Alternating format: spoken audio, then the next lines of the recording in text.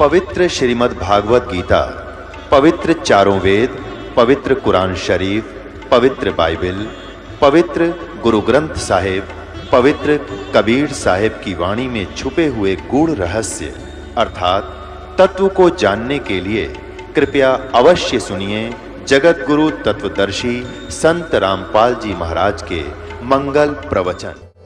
बोलो सतगुरुदेव की जय। बंदी छोड़ कबीर परमेश्वर जी की जय। बंदी छोड़ गरीबदास जी महाराज की जय। स्वामी रामदेवानंद जी गुरु महाराज की जय।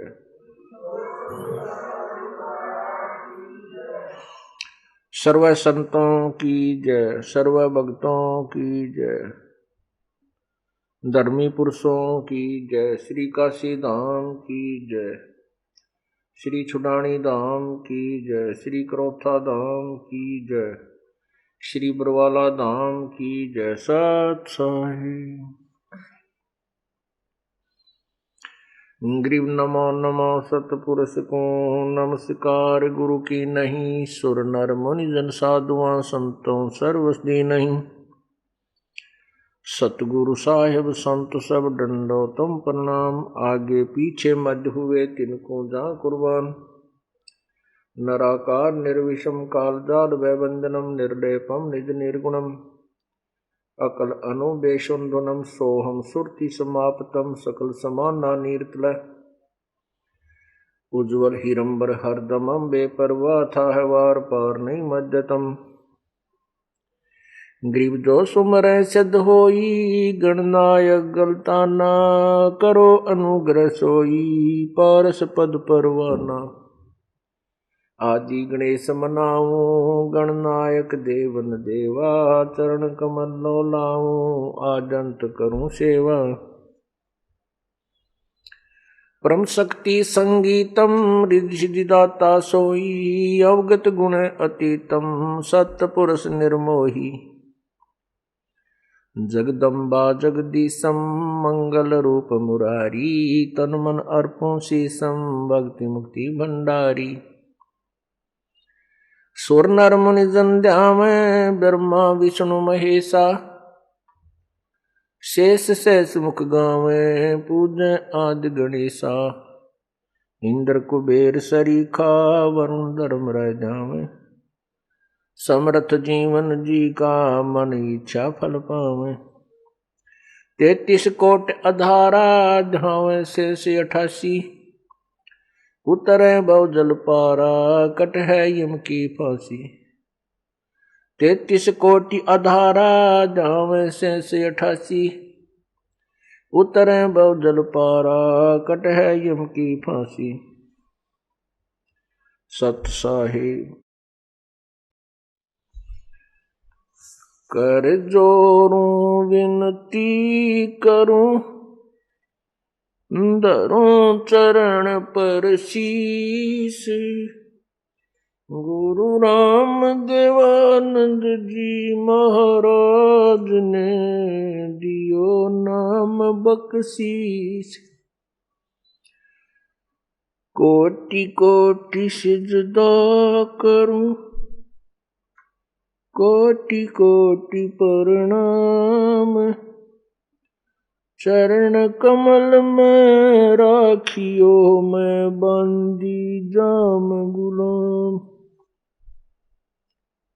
जय इब कै सतगुरु मिले।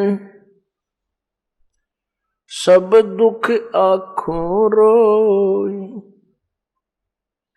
चरणों ऊपर शीश धरूं। कहूं जो कहनी हो गुरु जी तुम ना भूलियो।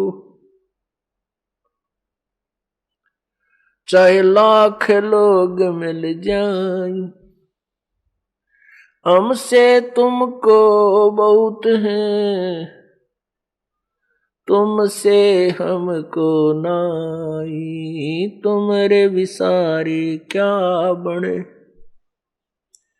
किसकी शरण में जाऊं। शिव विरंच मुनि नारदा। तिनके अर्ध न समाऊं। अब गुण किए तो बहुत किए, करत न मानी हार। बावे बंदा बख्श दियो,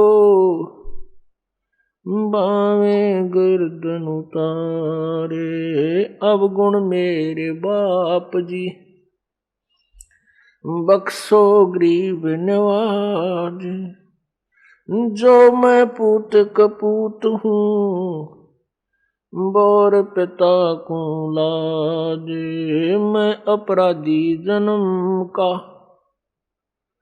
नक्शक भरे विकारे। तुम दाता दुख भंजना,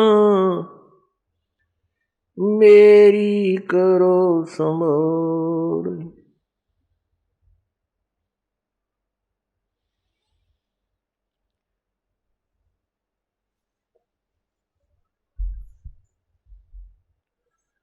कबीर लूट सको तो लूटियो,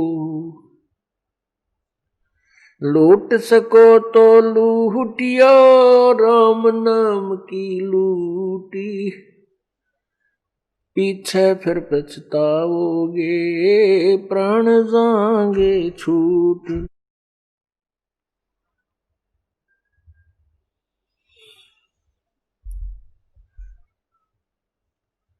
बंदे तू कर बंदगी, जय चावे दीदार। अवसर मानुष जन्म का, भाई मिले न बारंबार। मानुष जन्म पाए कर, जो नहीं रटे हरि नाम। जैसे कुआ जल बिना, भाई बनवाया क्या काम।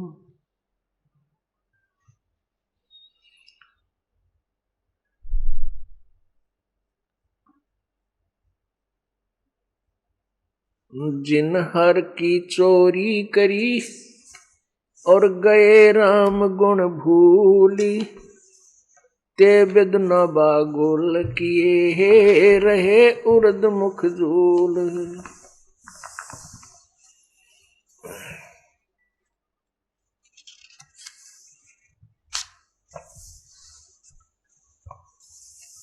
कबीर नौबत अपनी, 10 दिन लो बजाए। ये परपटन ये गली, भाई बोर न देखो आए।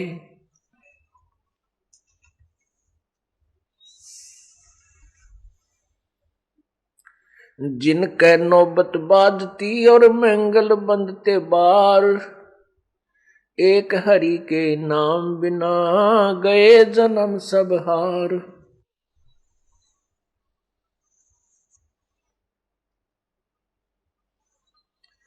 सातों शब्द जो बाजते, और घर घर होते राग।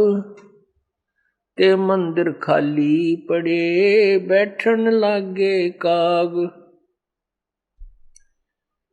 कबीरा थोड़ा जीवना, और मंडे बहुत मंडान। सब ही उभा पंथ सिर, राव रंक सुल्तान। परमपिता परमात्मा कबीर परमेश्वर, कबीर बंदी छोड़, सारी सृष्टि के रचनहार, अपनी प्यारी आत्माओं को जो काल के जाल में फंसी हुई हैं, उनको जगा रहे हैं। उनको पूर्ण परमात्मा के विषय में ज्ञान बता रहे हैं। क्या बताते हैं? एक दिन ऐसा होएगा, सबसे पड़े बिछो। एक दिन ऐसा होएगा, सबसे पड़े बिछो। और राजा राणा राव रंक, भाई सावधान क्यों ना हो।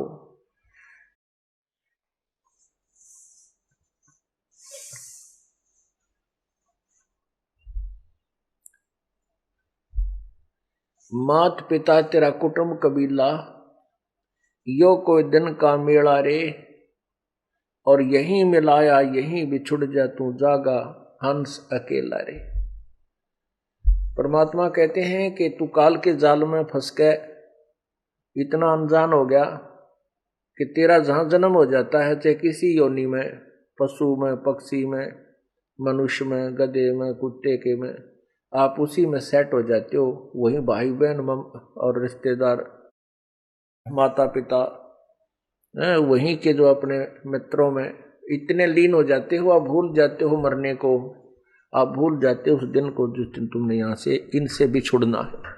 और बिछुड़कर फिर कहाँ जाओगे, क्या होगा, इस अध्याय को आपने कति ये चैप्टर बंद कर रखा है। उस चैप्टर को खोलने के लिए, याद दिलाने के लिए परमात्मा स्वयं आते हैं या अपने कोई दास को भेजते हैं, ताकि अनजान आत्माएं अपने आप को पहचाने, तुम कौन हो, कहाँ से आए थे, कहाँ जाना है और यहाँ क्या कर रहे हो। जरा उनकी तरफ ध्यान दो जिन्होंने अपना सारा जीवन संतान की जो सेवा में, संतान की परवरिश में और महल और कोठी बनाने में समाप्त कर दिया। और एक दिन मृत्यु आई, उठाकर जंगल में उनका अंतिम संस्कार कर दिया। जिन कोठियों को बनाने में उसने सारा जीवन लगा दिया, जिस बैंक बैलेंस को बनाने के लिए उसने दिन रात देखा ना रात देखी, उसके साथ कुछ नहीं गया।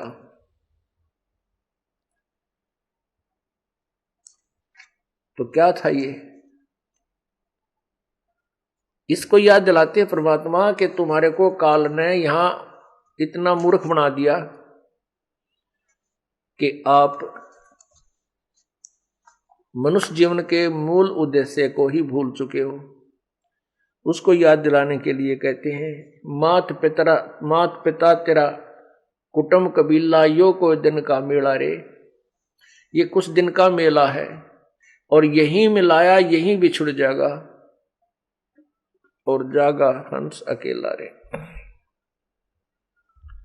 परमात्मा कहते हैं, हिड़की दे दे रोएगी सुरतान जब तू चलेगी अकेली। पूरे भरे परिवार ने छोड़ के एक व्यक्ति मृत्यु को प्राप्त होने लगता है, उसको फिर ये होता है, कुछ तो जो अनजान होते हैं उनको ये हो जाता है मेरे बेटियों का क्या होगा, मेरी बेटियों का क्या होगा, वो कहीं ऐसा ना हो जाए। वो तो फिर यहीं उलझ पुलझ के फिर दोबारा वहीं जन्म हो जाता है किसी पशु पक्षी के रूप में। यदि मनुष्य का संस्कार शेष है तो वो फिर वहीं क्यों नहीं के आके जन्म ले लेता पुत्र या पुत्री के रूप में, और यहीं काल के जाल में, इस कोल्लू में सदा जुड़ा रहता है। परमात्मा हमें याद दिलाते हैं कि जब तू यहां से जाएगा, कहां जाएगा कभी नहीं सोचा। इंसान घर छोड़कर चलता है किसी रिश्तेदारी में या किसी कामवश, तो चलने से पहले उद्देश्य बनाता है, मैं रात को कहाँ रुकूंगा, कोई धर्मशाला का कोई न कोई योजना बनाकर चलता है। कोई रिश्तेदार या किसी रिश्तेदार की रिश्तेदारी में तो कोई न कोई स्थान उसका एड्रेस ले लेता है वहां रात बिताने के लिए। और जब ये संसार छोड़कर जाता है, कभी नहीं सोचता है कि तू कहाँ जाएगा, कहाँ तेरा ठिकाना होगा, वहां कहाँ रुकेगा। वो याद अब सत्संग से दिलाई जाती है।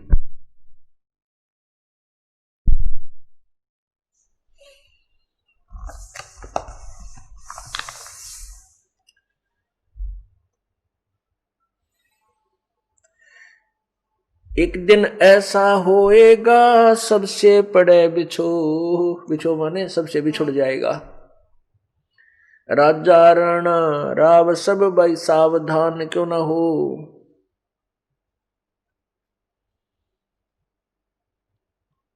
उज्जड़ खेड़े ठीकरी ये गड़गड़ गए कुमार। रावण सरीखे चले गए वो लंका के सरदार। रावण कहते हैं सर्व सौम्य की लंका होती रावण से रणधीरम। एक पलक में राज विराजी जम के पड़े जंजीरम। हमारे पास तो किलो तो बहुत घना हो जाता है, 20, 30, 100, 200 ग्राम सोना हो गया तो काक पीटते फिरते हैं। अब बहुत घना धन हो गया, हमारे पास इतना सोना है, और किलो हो जाता कहना है कि रावण के पास इतना सोना था कि उसने सोने के महल बना रखे थे। और कहते हैं रति कंचन पाया नहीं रावण चलती बार, जब संसार छोड़ के चला 1 ग्राम भी सोना साथ नहीं ले जा सका, वहीं छोड़ गया और दुनिया ने लूट लिया। फिर तो परमात्मा हमें याद दिलाते हैं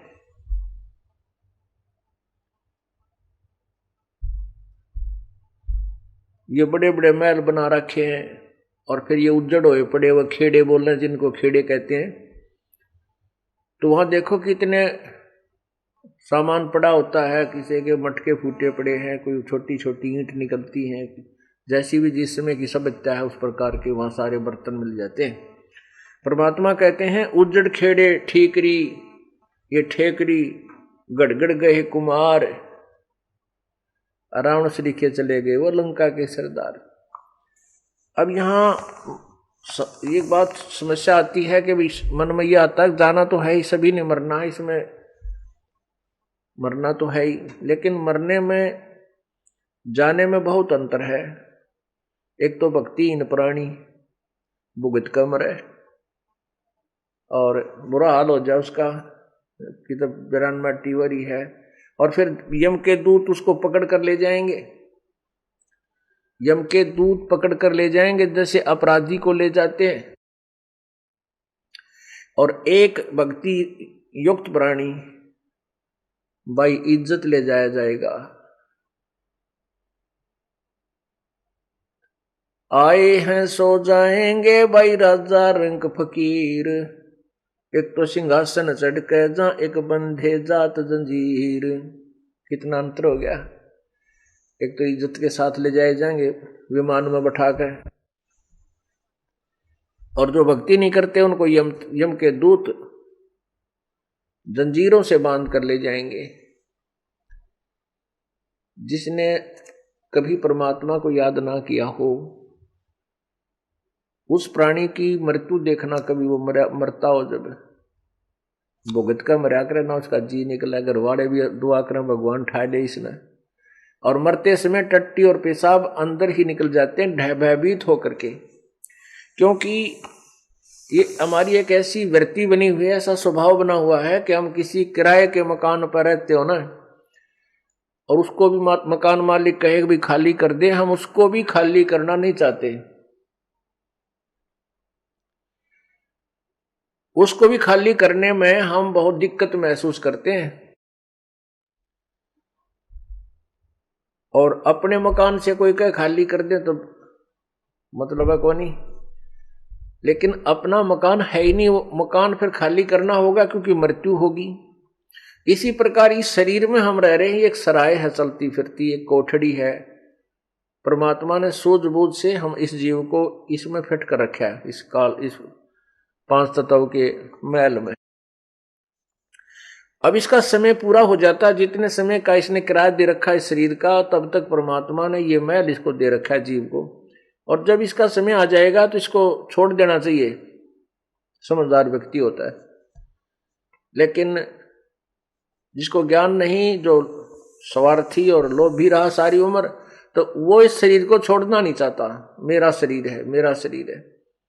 तो यम के दूत फिर अंदर से उसको बुरी तरह पीट के और उसको भयभीत करके बुरी बुरी आकृतियां दिखाकर, बाले दिखाकर उसको भयभीत करते हैं। फिर वो डरता, टट्टी पेशाब निकल जाता भयभीत होकर के, और वो फिर भागने की चेष्टा करता है शरीर छोड़ के। वैसे राजी खुशी नहीं छोड़ता। जो भक्त होते हैं, संत होते हैं, वो प्रभु की भक्ति के कारण इस शरीर को आसानी से त्याग देते हैं। और जिन्होंने भक्ति नहीं कर रखी वो शरीर से निकल भी नहीं सकते, उनको मार पीट कर निकाला जाता है। दोनों ही बातें हैं। वो छोड़ना भी नहीं चाहता और उससे निकला भी नहीं जाता। तो यम के दूत उसको मार कूट के बाहर खींच कर निकालते हैं, उसका गर्दन बंद कर देते हैं, जुबान बंद कर देते हैं। और भक्ति युक्त प्राणी अपने आप, परमात्मा का आदेश होगा, अपने आप शरीर से बाहर हो जाएगा, कोई परेशानी नहीं होगी। और फिर सामने प्रभु खड़े दिखाई देंगे उसको गुरुदेव के रूप में, और उसको ऐसा लगेगा जैसे कोई सपना हो गया हो, मृत्यु नहीं लगती उसको ऐसा होगा जैसे कहीं सौपन सा लगेगा, क्योंकि सौपन में सौपन नहीं लगता, वो ओरिजिनल नजर महसूस होता है। हम आपको इसलिए बता रहे हैं कि आपको जब वहां जाओगे तो ऐसा लगेगा जैसे सौपन में होता है। तो इस प्रकार हम अपने भगवान के पास चले जाएंगे और भक्ति का फल हमें मिलेगा।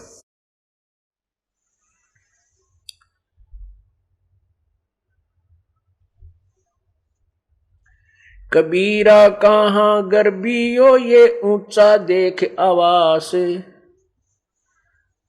काल पड़े भूमि लेटना तेरे ऊपर जमेगा से।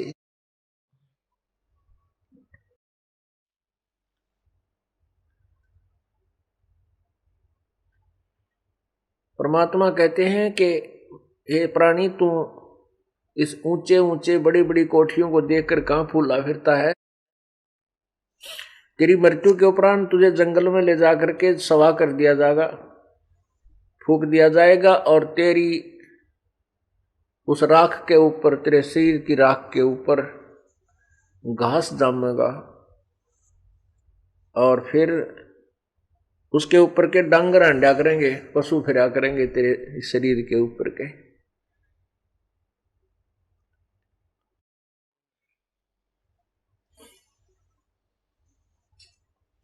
कबीरा कहाँ गर्भियो इस जोबन की आसे, टेसु फूले दिवस दस खंबर खरब खंगर भय पलास।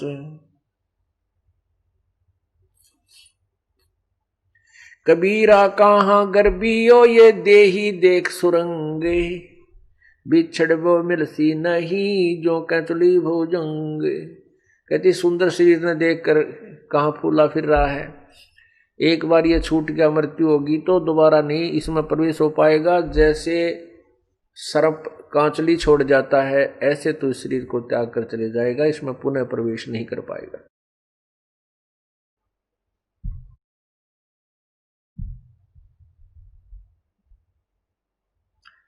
कबीरा कहाँ गर्भियो ये काल गह करके से, न जाने का मारेगा के घर के परदेस।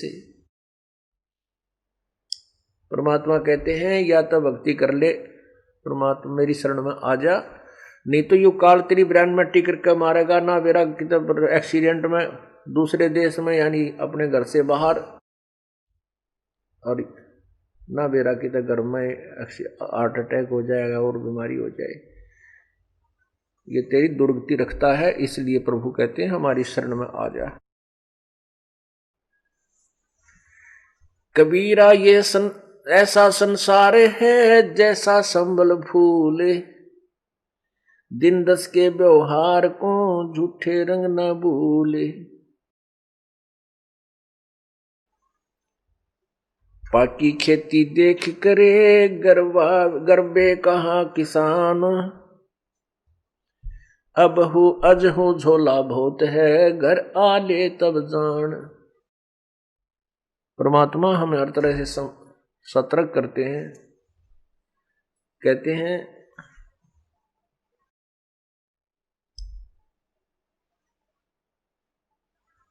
कबीरा कहाँ गर्भियो,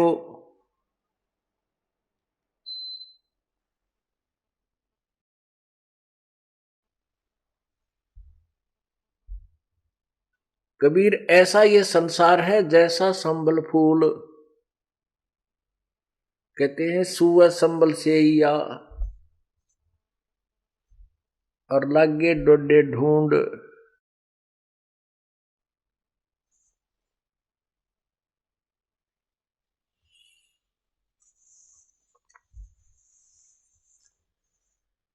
जिस अपने परिवार को, संपत्ति को हम अपना मान करके इसके ऊपर आसक्त हो चुके हैं, परमात्मा हमें याद दिलाते हैं कि ये तेरा नहीं है।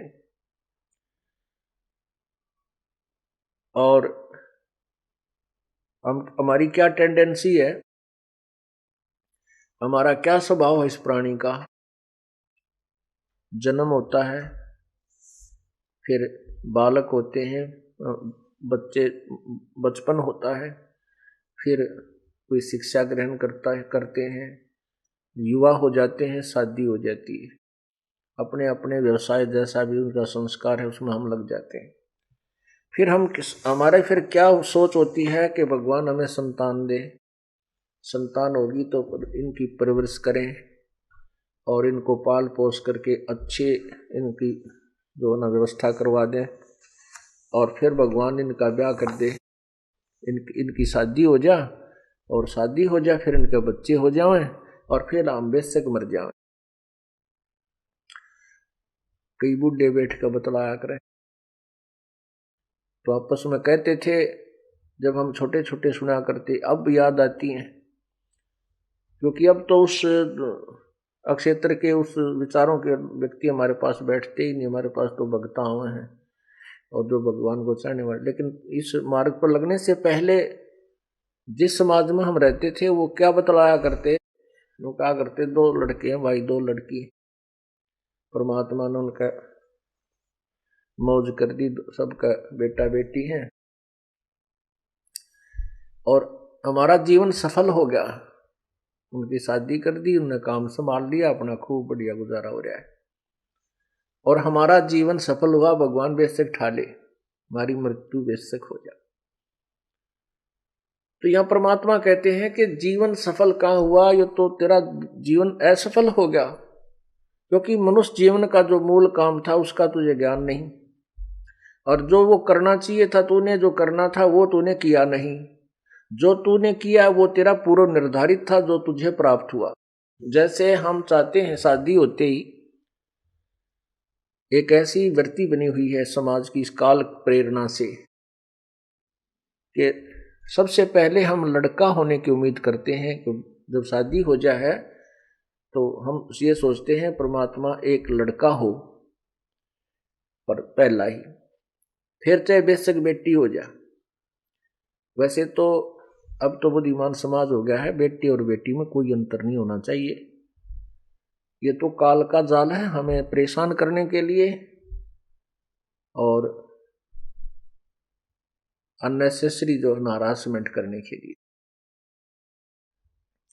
लड़के के लिए उम्मीद की थी लेकिन लड़की होगी, फिर ये सोचते हैं परमात्मा दूसरा तो लड़का हो ही हो, दूसरी भी लड़की होगी।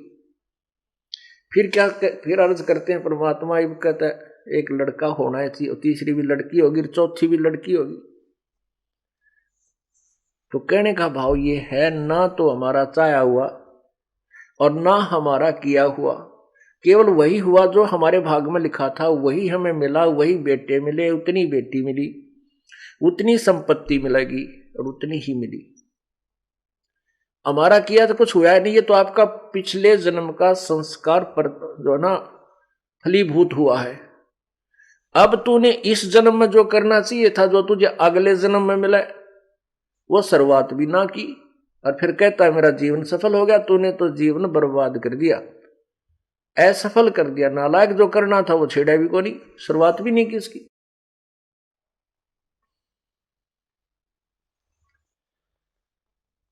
तो यहां याद दिलाते हैं परमात्मा,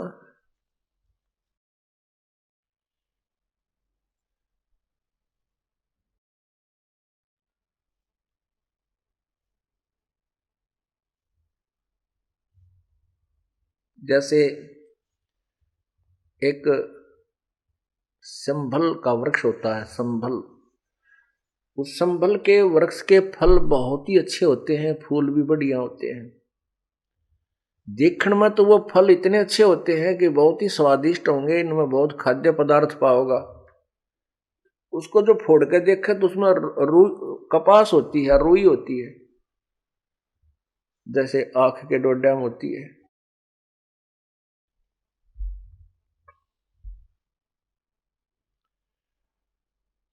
एक तोता पक्षी होता है,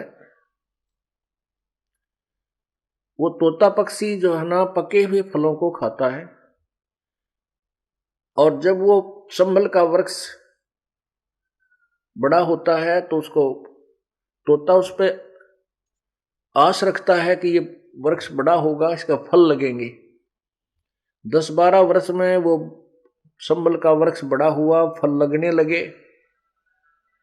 जब फल लगने लगे तो तोते ने सोचा फल पक गया, इसको खा ले तू। संबल के फल को खाने के उद्देश्य से, पके हुए फल को खाने के उद्देश्य से तोते ने चोंच मारी आछी दबा के, और वो चोंच मारते ही रुई उसके मुंह में फंस गई चोंच में।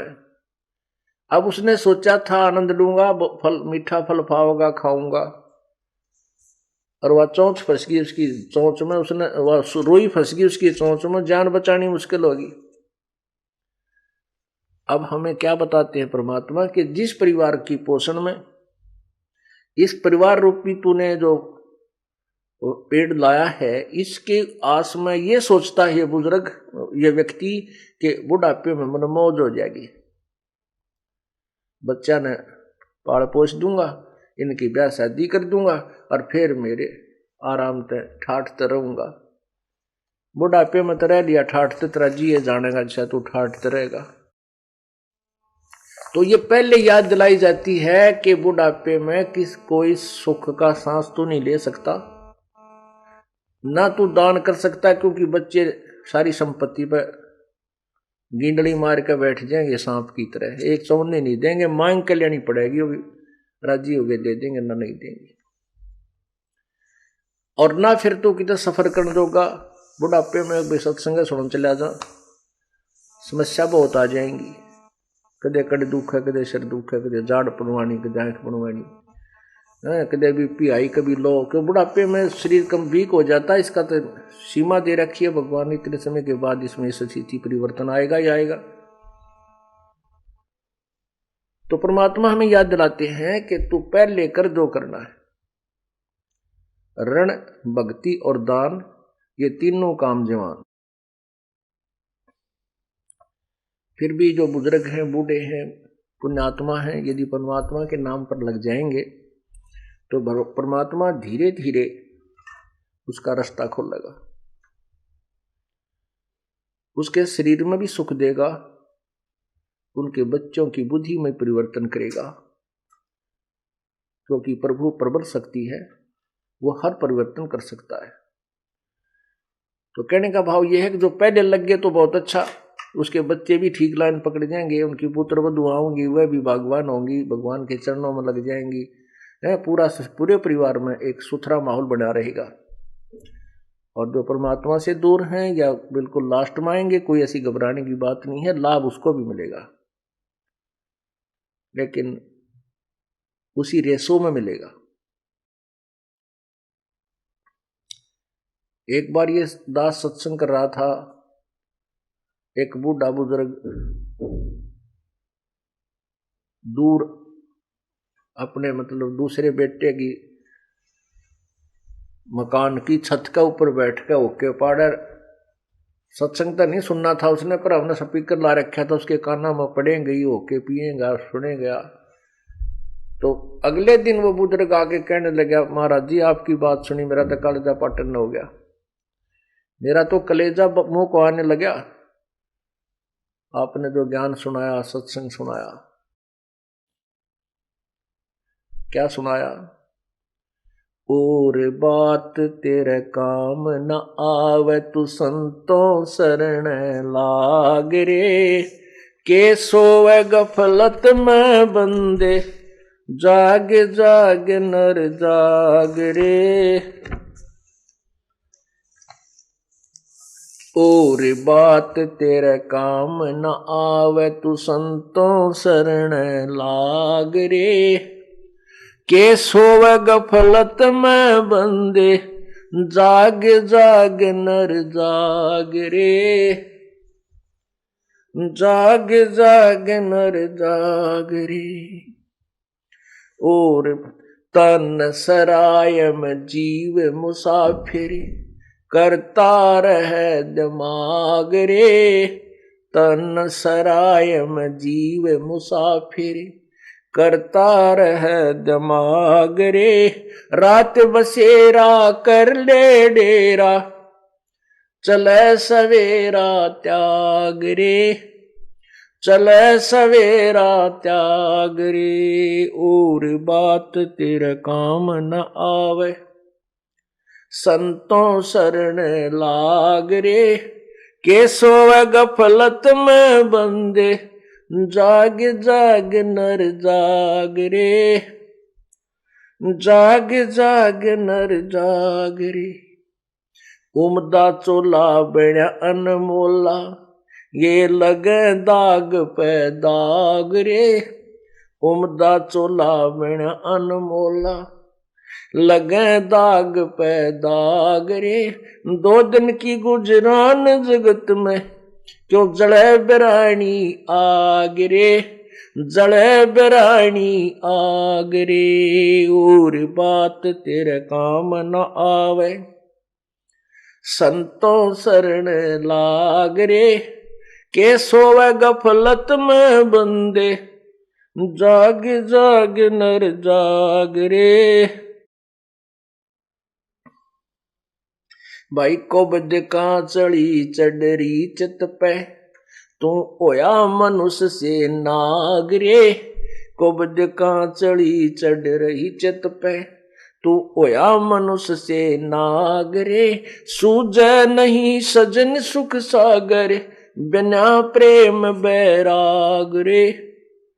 बिना प्रेम बैराग रे, और बात तेरे काम न आवे।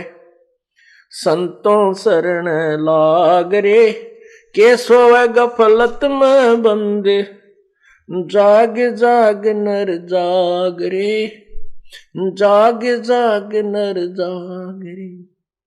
अर सुमर सो हंस कवावे, ये कामी क्रोधी काग रे।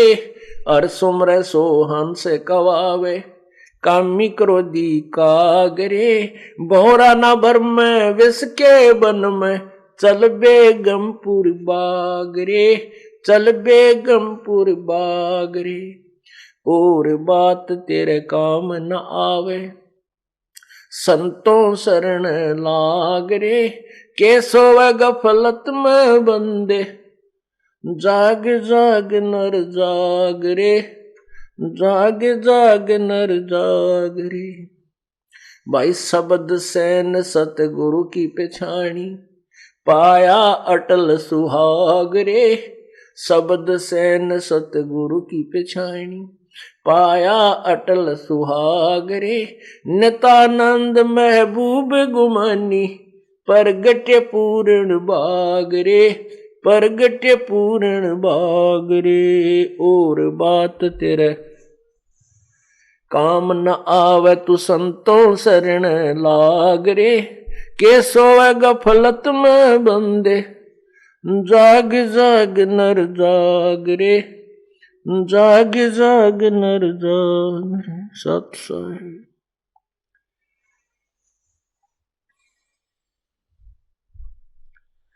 और बात तेरे काम न आवे, संतों शरण लाग रे, के सोवे गफलत में बंदे। तू जाग जाग नर जाग रे। जागना क्या है और सोना क्या है? हम सोए पड़े हैं इस अज्ञान अंधेरे में, मोह ममता की नींद में।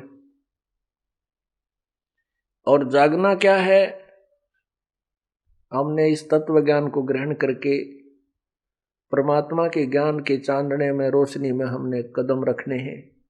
जैसा प्रभु का विधान है उसके अनुसार हमने चलना है, ताकि हम दोषी ना हो।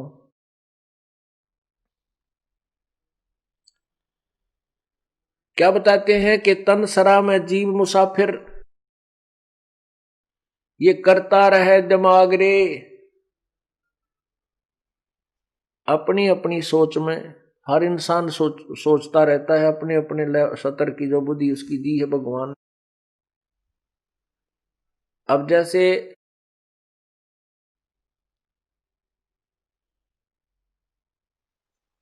इंसान घर से चलता है, पता नहीं कहां तक की उम्मीद ला रखी होती है, जाता है, फिर शाम को नाइट सर्विस से वापस आ जाता है, और रास्ते में दुर्घटनाग्रस्त होकर के मृत्यु को प्राप्त हो जाता है। इस तन रूपी सराय में पता नहीं कहां तक की आशाएं लगा रखी थी, पता नहीं क्या क्या विचार उसके मन में घूम रहे थे, ये करूंगा जाते वो करूंगा, क्योंकि नाइट सर्विस में आदमी चलता है तो बहुत शीघ्रता में ही होता है और घर तक भी नहीं पहुंचता। ये ध्यान रखना पड़ेगा अपन। अब कहने का भावदास का ये नहीं है कि नाइट सर्विस में मत चालो या कति काम में मत करो, नहीं। परमात्मा ने ये बताने की चेष्टा की है कि भगवान की भक्ति मत भूलो। परमात्मा का नाम एक ऐसी साधना है जो संत परमात्मा ने बताई है, बंदी छोड़ने आके बताई है कबीर परमेश्वर ने, कि वो बिल्कुल सिंपल है और ओरिजिनल है।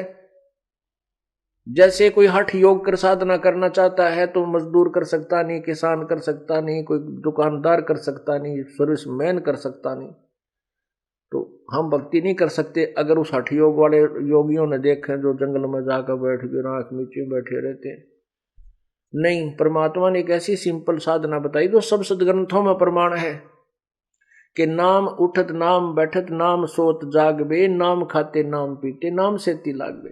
चलते फिरते उठते बैठते भगवान की भक्ति करनी है। जैसे आपके पास नाम है, भक्ति मिल गई आपको, ठीक है। आप सफर कर रहे हो, चाहे नाइट सर्विस करो चाहे किसी भी सर्विस में करो, जल्दी आओ तेज जाओ, किसी तरह करो, वो नाम न जपते चले जाओ। जैसे आपको नाम मिल गया, भक्ति मतलब नकली नाम के जापते कोई लाभ नहीं है। अब जो प्रवचन चल रहे हैं वो ओरिजिनल मंत्र से, यथार्थ भक्ति से लाभ होगा। तो उस यथार्थ भक्ति को करने के लिए आप सफर में बैठे हो, बस में बैठ गए, आपने बरवाड़ा से चंडीगढ़ जाना है, 4 घंटे लगे कम से कम। यहीं से बैठ जा सीट पर और अगले डंडे बदर ले सर नीचे न मुंह करके और भक्ति करता जा, अपना नाम सुमन करे, ना दूसरे तो बात करनी, ना आगे का नहीं देखना, ना नो देखना क्या आ गया बाहर, बाहर के देखे वही मकान, वही शहर, वही वृक्ष घूमते फिरते दिखे जाएंगे। तो अपने नाम के ऊपर इस मन ने लाए रखे। आप काम करने जा रहे हो, वो काम तो वहां जाने पर ही होगा, वो बीच में जो 2-3 घंटे का समय आपको सुमन का मिल गया, भक्ति होगी। और उसमें बैठ के गप्पे मारे, दूसरे ने कहाँ जाएगा भाई, कितना आया है कि कितने बालक हैं, के काम करा, ये बेमतलब की स्टेटमेंट क्यों है, इंट्रोडक्शन की क्या आवश्यकता है। फिर कोई राजनीति की बतलाने लग जाएंगे या किसी की और बतलाएंगे, वहां ऐसे सुना है पेपर में आज ऐसे आया था, वो पता नहीं क्या होगा। तो इस तरह की बकवादा में जो समय बर्बाद किया जा रहा है उसके बारे में कह रहे हैं कि और बात तेरे काम नहीं आवे, संतों सरने लाग रे, और कैसे हुआ गफलत में बंदे तू जाग जाग नर जाग रे।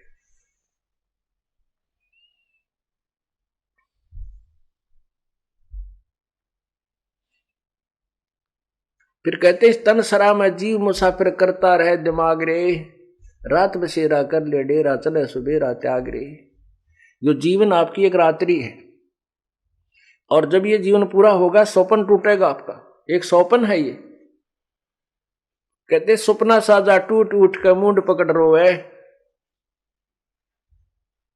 जैसे आप स्वप्न में कई बार तो बहुत दुखी होते हो, कई बार बहुत सुखी होते हैं, आनंद सा रहा है, पता नहीं कि तकित घूम रहे हैं, और कोई उठा देता है तो उसने नो कर तो मठ मार दिया, इब के ठाना था, आनंद आ रहे थे, और उठे पाछा कुछ भी को नहीं, वो कुछ नहीं उसके पास।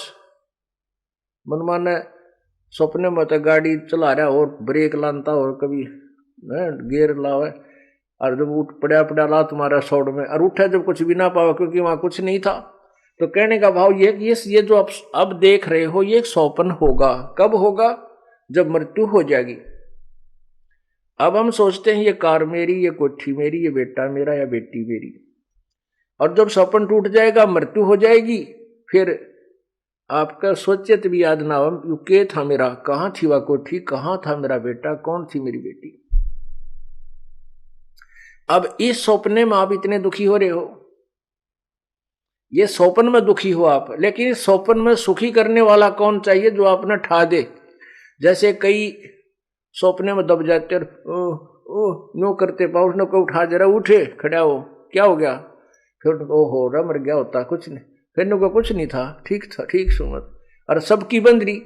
तो जो उस दुख में उठा दे उसको, तो वो दुख भूल गया, वो दुख नहीं हो रहा उसके ऊपर। ऐसे ही संत सत्संग के अंदर आप जिस दुख में दुखी हो रहे हो, सौपन में आपको जगा दिया जाएगा, फिर ये दुख आपको महसूस नहीं होगा, क्योंकि वो सौपन का था। तो ऐसे ही आपको राम नाम पर लगाया जाएगा और राम नाम के रोशनी में आप जागते रहोगे, भगवान की भक्ति करते रहोगे, तो सपने में भी कष्ट आपको नहीं होगा।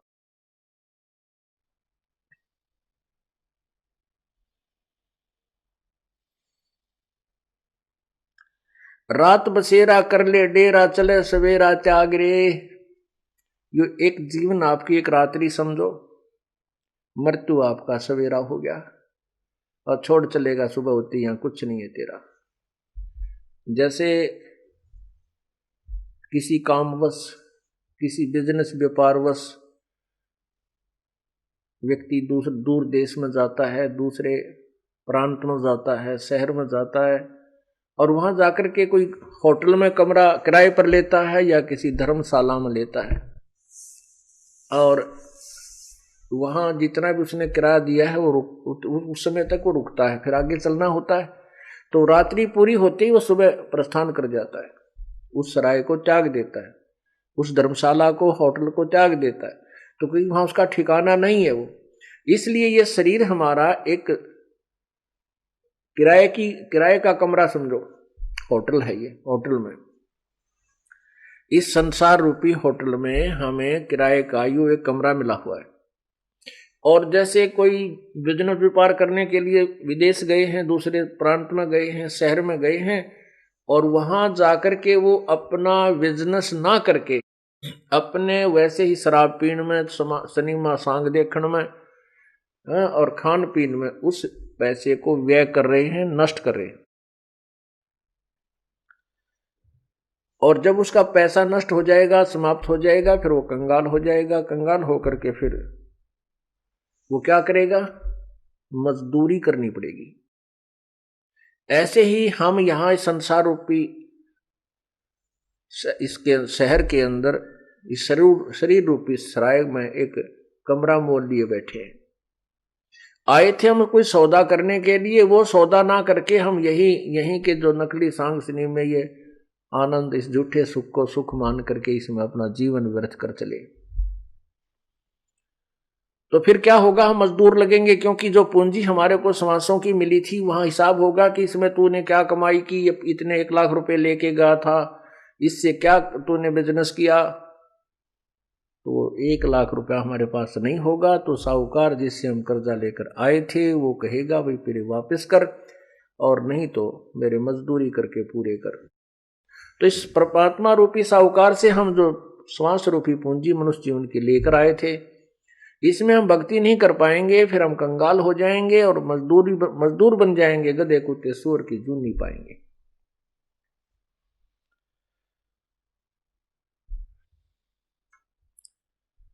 इसलिए बताया कि तन सरा में जीव मुसाफिर करता रहे दिमाग रे। इस तन सरा में, धर्मशाला में, जो जीव मुसाफिर, ये एक यात्री है, और इसमें ये अपनी अपनी सोचते अटकल लाए बैठा है। अपनी नहीं चलेगी यहां पर, तो परमात्मा के विधान अनुसार हमने स्वीकार करना होगा, और परमात्मा का विधान हमारे सदग्रंथ है, उसके अनुसार हमें अपना जीवन सुचारू करना पड़ेगा।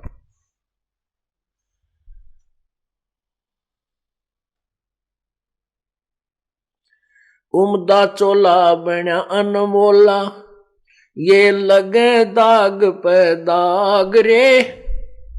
उमदा चोला बना अनमोला, लगे दाग पे दाग रे। 2 दिन की गुजरान जगत में, क्यों जड़े बिरानी आग रे, जड़े बिरानी आग रे। ओहो, ये उमदा चोला बना अनमोला, इससे मनुष्य जीवन की कोई कीमत नहीं,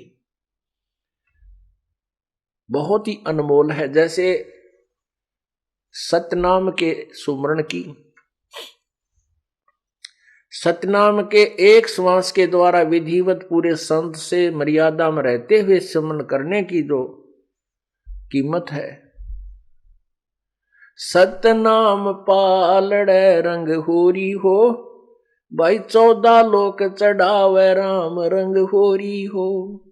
3 लोक पासंग धरे रंग होरी हो, तो ना तुले तुलाया राम रंग होरी हो। एक श्वास का मंत्र है, 2 मंत्र का, जिसमें एक ओम मंत्र है, दूसरा तत्व वो सांकेतिक है, उसको बताया जाता है जो उपदेश लेता है इस दास से।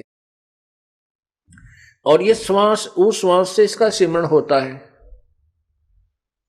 उसको सतनाम कहते हैं। तो कहते हैं सतनाम पालड़ा रंगोरी हो, तराजू यानी एक तुला, एक बैलेंस के एक पालड़े में, एक साइड में तो एक श्वास का मंत्र धर दे की कीमत रख दे सतनाम की, और दूसरे पलड़े में ये 14 लोक रख दे, और 3 लोक ये पृथ्वी स्वर्ग और पाताल इनको पासंग रख दे। पहले तो पासंग समझावा आपको किसे कहते हैं, क्योंकि इस ज्ञान को समझने के लिए हमने सारे ही इन संकेतों को समझना पड़ेगा। पहले तुला या तराजू होया करती ना ताखड़ी, इसमें एरर होती थी, त्रुटि। उस एरर को ठीक करने के लिए जो सामान हम तोल्या करते, जैसे किसी ने गुड़ तोलना है तो गुड़ की एक डड़ी लेकर फोड़ के और उसको बैलेंस करने के लिए उस पलड़े में डाल दें ताकि ये सीधा हो जाए, इसमें कोई कमी ना रहे तोलने में। तो वो डड़ी एक तरफ रख दी जाती, फिर वो तराजू ठीक हो जाती। तो जिस तरफ वो गुड़ की डला रखा है उसी साइड में बट्टे रखे जाते थे, उसी साइड में बट्टे रख करके बाट, और दूसरी साइड में फिर गद्दागद वो गुड़ तोला जाता था। अब क्या बताते हैं, इंसान एक हमारी कितनी वृत्ति खराब होगी है क्योंकि ज्ञान बिना। पहले तो हम सोचा सरपंच बन जावा गांव का, हो क्या बात की, फूले नहीं समाओ ढोल बजाओ, हाँ, और नाचे कूदे। और फिर कोई कह मैं एमएलए बन जाऊं, एमएलए बन गया, फिर क्या बात कही, नाचे कूदे, लाल मुंह करे, गुलेल छिड़के। और फिर क्या मंत्री बन जाऊं, कहना है क्या, एक क्षेत्र का मुख्यमंत्री बन जाऊं, फिर तो बस धरती तोल दे। और राष्ट्र प्रधानमंत्री बन जा किसी राष्ट्र का तो कहना है क्या। परमात्मा कहते पूरी पृथ्वी का राजा और तीनों स्वर्ग का भी राजा, स्वर्गलोक, पृथ्वी का राजा पृथ्वी लोक में, और ये 3 लोक पाताल लोक में पाताल लोक का राजा। यानी तीनों लोक तो पासिंग घेर दे व्यर्थ में, वो तो सौदे में आता है नहीं, वो जो पासिंग होती है उसका तो कितना खाता ही नहीं है। और 14 लोक चढ़ावे राम रंगोरी हो। एक सिमरन की कितनी कीमत है, मनुष्य के एक श्वास की पूंजी आपको बताई जा रही है, कितनी वैल्यू है, कितनी कीमत है। क्या बताते हैं, सतनाम पालड़े रंग होरी हो, और दूसरे में 14 लोक चढ़ावे राम रंग होरी हो। 3 लोक पास्यंग धरे रंग होरी हो, तो ना तुले तुलाया राम रंग होरी हो। होरी माने खुशी मनाई जाती है। राम के रंग में जो होली खेलन लग गया, खुशी मना ली, क्योंकि भगवान के नाम बिना खुश जीव नहीं हो सकता। आज किसी का ब्याह हुआ है, 1 साल भीतर लड़का हो गया, फिर खुशी मनाई, पहले ब्याह की खुशी मनाई, फिर लड़का होने की मनाई, और खूब बधाई बांटी, और खूब जो है ना पार्टियां दी, और 1 साल बाद से लड़का मर गया, बता के खुशी हुई, टक्कर मारे सारा कुंबा, रो आ राट माच रही है। जो पहले खुशी की पार्टी खाने आए थे आज रोने आ रहे हैं उसको। तो परमात्मा हमें यही याद दिलाते हैं कि हम उस परमात्मा को भूलकर अपने ही रंग में रंगे हुए। तो कहने हैं हम राम नाम की होली वाले, जो राम नाम का जो रंग है इसमें होली खेलेंगे, भक्ति गाली के रंग में, और इसके रंग में होली खेलेंगे, फिर कोई आपत्ति नहीं आओगी हमारे ऊपर, आने ना दे परमात्मा। तो वो फिर असली होली है। फिर उसके लिए क्या बताते हैं कि उस राम नाम की होली में कितनी कीमत है, हमें कितना लाभ है। एक श्वास की कीमत कितनी है कि 14 लोग का सौदा करे, दूसरे पलड़े में धर दे, और एक श्वास की कीमत एक पलड़े में, तो भी श्वास की कीमत अधिक है। और ऐसी अनमोल पूंजी को तुम बर्बाद कर रहे हो। क्या बताते हैं, उमदा चोला बना अनमोल लाए लगे दाग पे दाग रे, 2 दिन की गुजरान जगत में कुजड़े बिरानी आग रे। कितना सुंदर शरीर आपको दिया है, और इसमें एक श्वास की कीमत कितनी है, और हमने कितने श्वास बर्बाद कर दिए।